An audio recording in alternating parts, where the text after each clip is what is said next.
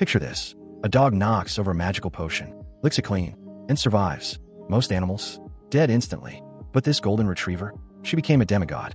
Her name is Suzie, and this is the wildest power-up story you'll ever hear. Let me set the scene for you. Suzie was nothing special, not even a purebred golden retriever, just a freebie, a throwaway gift when Earl Hall bought some hunting dogs. Her owner was Audrey Hall, 17 years old, richest girl in Backlund, living in a literal mansion. For Suzie, life was simple. Eat biscuits, wag tail, sleep on expensive carpets. That was it. But everything changed one afternoon. Audrey was in her room, brewing something dangerous. A Spectator potion, shimmering silver liquid. Looked like liquid starlight. This potion was Audrey's ticket into the supernatural world of Backlunders. Months of preparation, rare ingredients, everything she worked for, in one cup. She was about to drink it. Then Suzie pushed through the door. And here's the thing about dogs. They're curious. They trust their owners completely. In Susie's simple mind, she thought, my owner made this. Must be good. Must taste it. She knocked the cup over and licked every last drop off the floor. Now here's what you need to understand. When normal animals drink beyonder potions, they die immediately. Their bodies can't handle the supernatural power. They either explode into monsters or just stop breathing. Audrey rushed in expecting the worst. Instead, she found Suzie sitting there, tail wagging, eyes innocent, looking up like that was tasty. Got any more? Suzie survived. Against all odds, she became a beyonder creature, and within days, she started talking, not barking, actually speaking human language. Loanese, the main language in their kingdom. Imagine you're Audrey. Your dog just stole your beyonder potion, and now she's asking you questions. In full sentences. Audrey was freaking out, demanding answers. How is this possible? What's happening to you? And Suzie gave the response she would use for the rest of her life. I don't know how to explain. After all, I'm just a dog. That became her catchphrase. Her shield. Her escape card. Anytime something got too complicated, I'm just a dog. Anytime she did something impossible, I'm just a dog. It was brilliant. Now let's talk about why Suzie was absolutely perfect for this power. The Spectator pathway has one golden rule. You observe. You watch. You never interfere. You stay emotionally detached. Like you're watching a movie. Most people struggle with this. It's hard to watch and not react. But Suzie, born for this. Think about it. Who's going to suspect a dog of spying? Politicians are plotting in their private study. Nobles gossiping at garden parties. Maids sharing secrets in the hallway. And there's Suzie, just sitting there, being a dog, looking cute with her big innocent eyes. Nobody pays attention to her, but she's listening to everything, reading their emotions, understanding their secrets. She became Audrey's personal intelligence network. She'd lurk in corners during important meetings. She'd overhear the king's reform plans. She'd hide in shadows at fancy parties. Even dangerous people felt chills sometimes, like someone powerful was watching them. It was just a golden retriever. Suzie became Audrey's messenger too. She'd wear a little bag around her neck, run through Backlund streets delivering messages. After missions, she'd report back in this wise old voice. That person named Hugh is very serious, like she was some veteran spy. But here's what really broke Audrey's brain. Audrey was part of a secret group called the Tarot Club, led by a mysterious god called the Fool. She had the best possible guidance, the acting method, the perfect pathway knowledge. She was advancing at genius speed.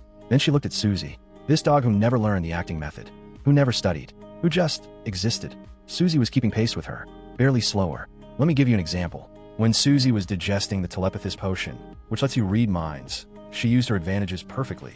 Small size, dog privilege. Nobody cares about a dog. She wandered around the manor freely, eavesdropping on maid gossip, reading their private thoughts, understanding their emotions. She finished the potion in under 2 months. 2 months. That speed is insane. Mid-sequence beyonders usually take years. Audrey stared at her dog and could only think one thing. I can't even beat my own dog.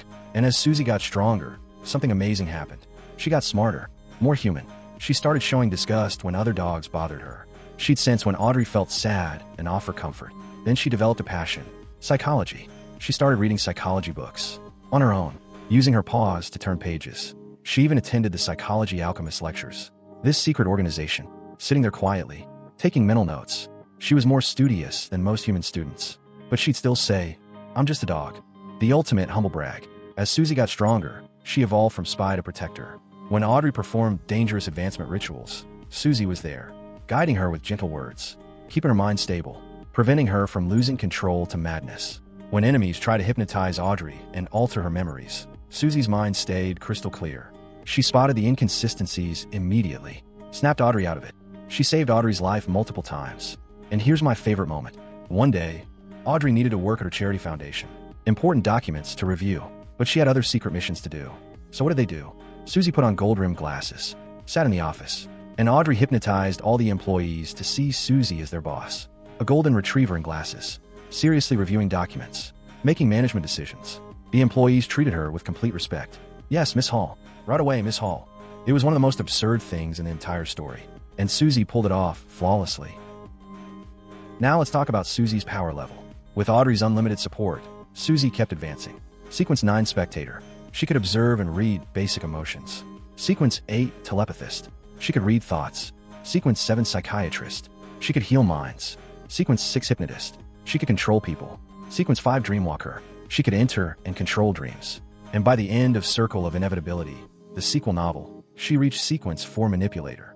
At Sequence 4, you become a demigod. You gain an incomplete mythical creature form.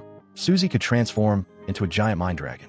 Golden vertical eyes, gray wings, thick powerful limbs, scales covered in mysterious symbols that extended into the void itself. Anyone below Sequence 4 who looked at this form, instant mental damage, confusion, maybe death. Now compare this to Audrey's brother, Earl Hall, military officer, fought bloody wars on the southern continent, led special forces, survived countless battles. He finally reached Sequence 5, came home feeling proud. Then he realized the truth.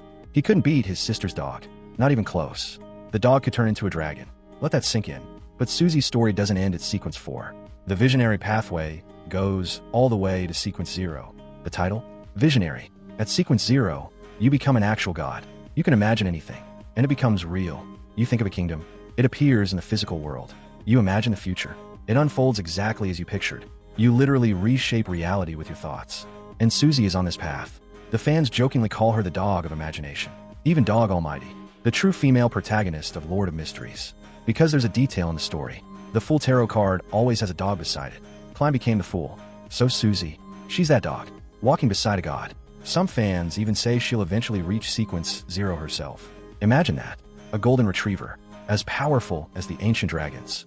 At the end of the story, the Fool goes to sleep, his divine slumber, and Audrey makes a choice. She leaves her family, her mansion, her noble life, to travel the world, spreading the Fool's faith, building his church, and Susie, she follows, loyal to the very end. In the distant future, new believers might visit the church, seeking an audience with the Pope. They walk into the Grand Hall, expecting some wise old human. Instead, they see a figure in gorgeous religious robes, wearing a monocle, with eyes both sharp and innocent. A huge golden retriever, sitting on the throne. They'll stand there, completely stunned, questioning their entire reality. And Susie will just think calmly, don't make a fuss. After all, I'm just a dog. From throwaway gift to future god, from accidental potion drinker to legendary demigod. Susie's story teaches us something wild. Sometimes the most unexpected people, or dogs, achieve the impossible, not because they try to be special, but because they stayed true to themselves. Susie never pretended to be human. She embraced being a dog, and somehow, that made her extraordinary. She's living proof that in the world of Lord of Mysteries, anyone can rise to greatness, even if you're just a dog.